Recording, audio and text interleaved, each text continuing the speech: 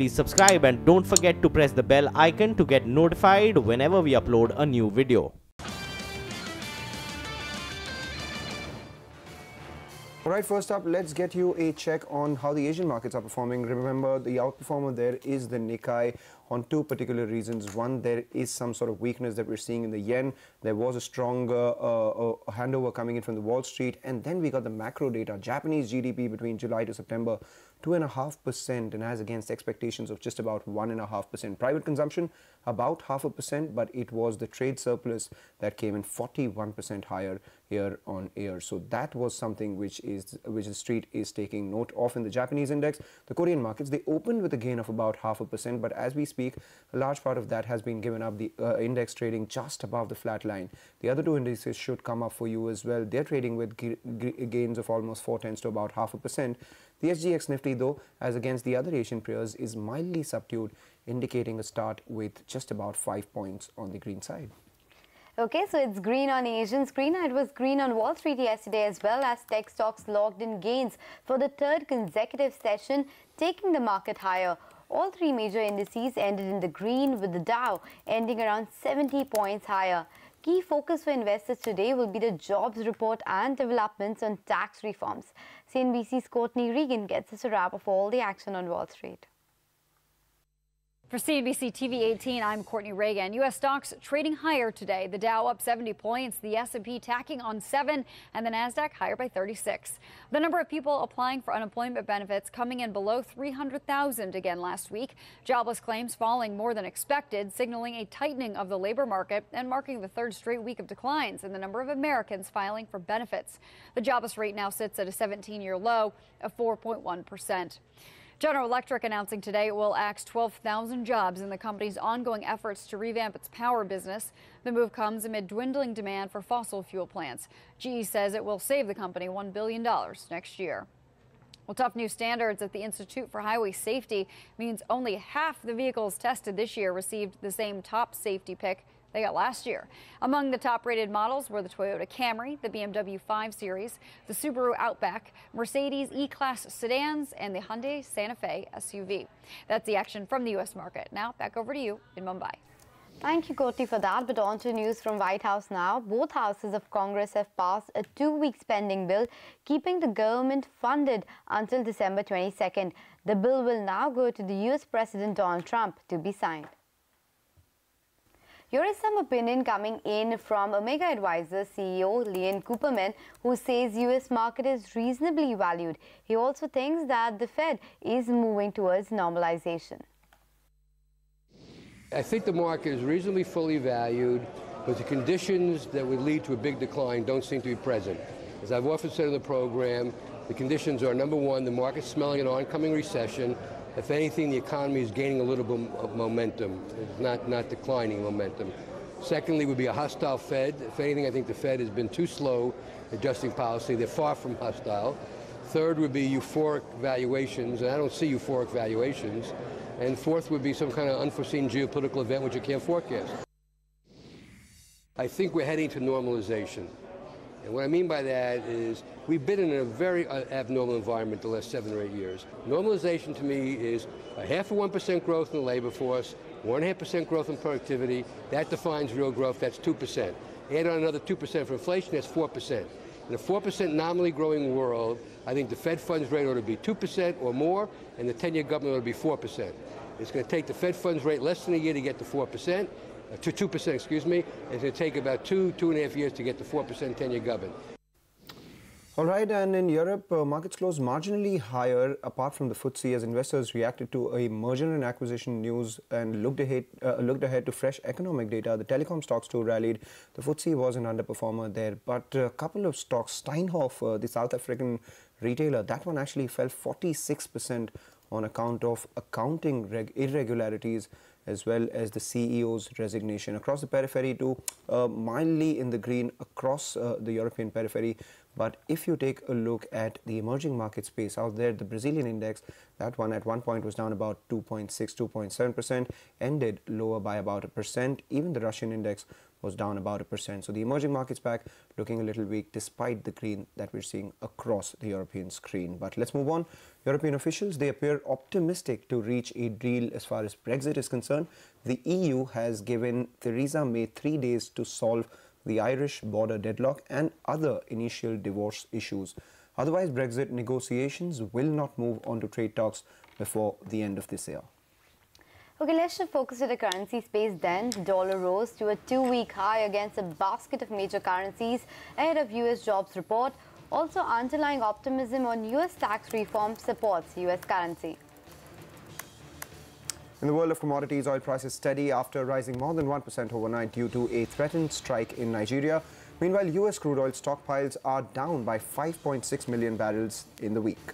To focus to what happened yesterday on Dalal Street, the bulls bounced back in yesterday's trading session. The Nifty gained over 123 points, ended above the 100-day moving average. The Sensex too rallied 300 points. The broader markets, they outperformed, and the Bank Nifty too regained that 25,000 mark on the Bank Nifty weekly options expiry day. We're getting good global cues. Anisha, what is stacked up for today? Well, yes, as you mentioned yesterday, the bulls made a good fight back as far as that is concerned, because we saw a gap up opening. The strong buying momentum actually continued, and as a result, the Nifty closed above that 10,150 mark. The Nifty Bank, though, slight bit of underperformance when you compare it to the other frontline indices, but nonetheless, that one closed above that 25,000 psychological mark. Now, you're talking about the global cues. Yes, they are positive today. If you look at the US screens, all of these three indices actually closed in the green. The tech stocks did well. There was some reports that there is some $1 trillion infrastructure plan that the Trump administration is planning, and that is also what kept the US markets in the green. Other than that, the investors keep innovating any update coming on as far as the tax reform bill is concerned. We also got a positive cue in sense that the spending bill has been approved, giving you the cue that the government shutdown has been averted. US payrolls data is what the street is looking for. The jobless claims are expected to go in lower, and that's why perhaps we are seeing a bit of green ahead of that. If you look at the European markets as well, most of them closed in the green, FTSE down about in the red. The latest that we have heard on the Brexit negotiations is the fact that they're making progress, though it is still not over, and we'll see a bit more of that negotiation going on. Asian markets, yes, it's a sea of green there. We saw the Nikkei trading up around 0.9%. The last time I checked, that one was up around 0.9%, and that is because the annualized GDP came in up around 2.5% versus 1.5% growth that was expected. That is lending positive cue to Asia. As far as SGX Nifty is concerned, that is pretty much flattish, but important levels to watch out on that. 10,180 to 10,220 can be a strong hurdle, whereas 10,000 can be a strong psychological support, Manglam.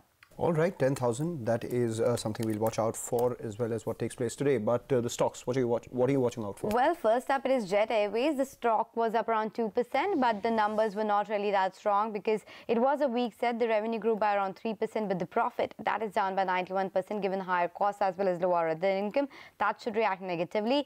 GAIL, they have awarded a contract of around 520-kilometer pipeline, so that might just see a bit of positive rub-off. NCL Industries, a lot of actually fundraising activities happening. So NCL Industries, the board will meet on December 12 to discuss QIP. Bank of Maharashtra, that one has approved QIP at 22.55 rupees per piece. Union Bank of India, they also have approved a QIP. The floor price is 162.79 per piece. So all of these fundraising news coming in. Biocon, they have approved the transfer of biosimilars business via some sale to Biocon Biologics. Their intercompany transfer, but nonetheless a news coming in there. Suzlon, there were a bit of negative news earlier. The Padupadri unit is going through some labor crisis. The company now tells us that they have reached an amicable solution, so that should hold up in the green. Imami, this is something that we are picking up from agencies, that they're looking to acquire 30% stake in Helios Lifestyle by December 18. So let's see whether any of that fructifies or not. Sonata Software as well, their arm is looking to acquire 15% stake in the Danish company for $96,000 odd. Indian Hume Pipes, weak set of numbers coming in, and a bit of negative kind of news coming in for the pharma space, wherein Lupin as well as Cadila had to recall some of their drugs. Well, few days after the India's top indirect tax authority wrote to the employees about slowing tax collections, the direct tax authority has also done the same. In a letter accessed by CNBC TV 18, the head of the Central Board of Direct Taxes has written to his staff saying he is disappointed with the pace of tax collection so far and has asked them to step on the gas. The direct tax collection growth target for this year is 15.3%, but currently the growth of the collections has been close to around 14%. The CBDT chief called on his team to maximize revenues from some regions where it is currently very low. All right, let's move on to another important development from the government.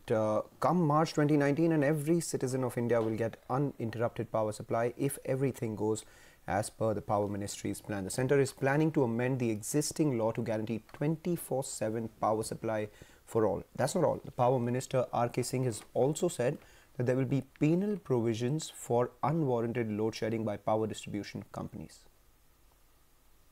Our vision is that we want 24/7 power for all. We have a time frame for that. We have agreed that a time frame for that is by March 19. This has been under discussion for some time with all the states. The roadmap has been worked out, and now we'll make this a legal obligation.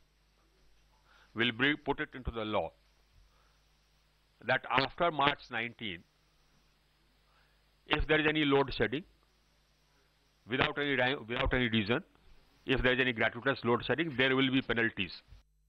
Okay, so that's some encouraging statements coming in from the Power Minister, because remember, the power generating companies have been facing the demand slowdown, and that should go a long way in helping them boost their profits. But we also spoke to a whole host of experts on what they had to say regarding the statement made by the Power Minister about making uninterrupted power supply a legal obligation. Listen in. There have been discussions taking place with all the states and all the players in this particular sector. And if you know, right from the time this central government with Piyush Goyal at that point of time, a lot of things have been moving in the fast track. And I think it is a move in the right direction, though it would sound at this moment a little ambitious, just like the other reforms which have been initiated overall for the good of the country. Asking the DISCOMs to be more responsible to really deliver to the people 24/7 power and not give flimsy excuses for power outages. What is wrong in this? Electricity is a concurrent subject, and the central government is right in basically what they're saying is that ensuring a quality of supply, which I think is a very laudable objective. And it cannot be faulted at all. And if we are not having continuous power supply, then we cannot do away with inverters and generators, which must disappear because it's all wasteful investment. But this will require, I think, a very strict and a very vigilant supervision and implementation, not only by the states, but by the regulatory commissions. There would be operational difficulties, but it's a feasible idea. See, earlier we had supply side constraints. Today, luckily, with 300 gigawatt of power and unrequisitioned power lying in the country, we have no supply side constraints except for the last mile connectivity, I'll say, which is being handled by Saubhagya and other Deen Dayal Upadhyaya Yojana. So you have adequate funds. States have no excuse not to give power to all citizens. In fact, Act also provides for it. Universal service obligation is provided. It has not been implemented by the regulator.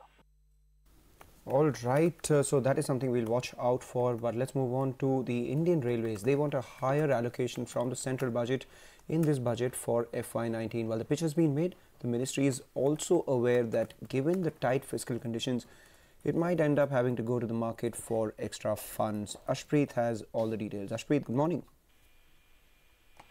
Good morning. What sources tell us right now is that the Railway Ministry will be looking at a total financial outlay between 1.31 to 1.35 lakh crore. Now, in this or under this, the Railway has made a proposal of budgetary support of about 60,000 odd crores from the Finance Ministry, and they are looking at raising rest of the money through market borrowings, internal sources, which includes passenger freight, revenue and others. Now, what we also pick up is that the Railway will be focusing more on going ahead and garnering money or garnering revenue from station redevelopment and most of the other programs like electrification, investments coming in other forms as well. Now, what seems to be a sticky point right now is that as far as the rail safety fund is concerned, there's some clarity required from the finance ministry as to whether the separate fund will be created or whether it will be part of the money that will be coming from the finance ministry. So we'll have to wait and see what happens here, because remember, last budget, the railway ministry had got about 55,000 odd crores from the finance ministry, and rest they have been managing on their own, but the operating ratio has been quite high at about 95%. In fact, in April, it went up to 105%, which is the highest for the railway, which means that they're facing tough competition from the aviation and the road sector. So we'll have to wait and see what happens during this budget. Back to you. Okay, Ashpreet, thank you for bringing us the latest on that note. But